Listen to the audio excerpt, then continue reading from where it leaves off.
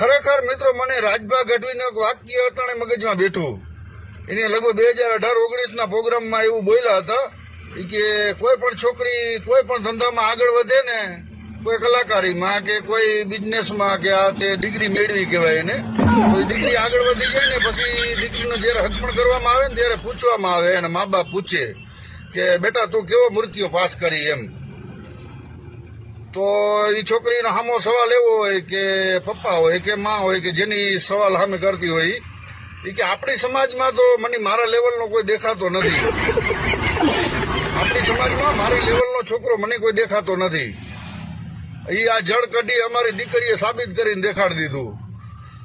ખરેખર ચારણનો દીકરો બોલે એમાં ફેર ન પડે, એ ફાઇનલ જ હોય. 133 હાંખે રબારીમાં એમાં એક છોકરો એને નહીં ગમ્યો હોય. પેલા મને એમ હતું આવું થોડું, આ તો ખાલી કલાકારો બોલતા હોય, તો નાના સાબિત કરીને દેખાડી દીધું અમારી જળ કઢીએ.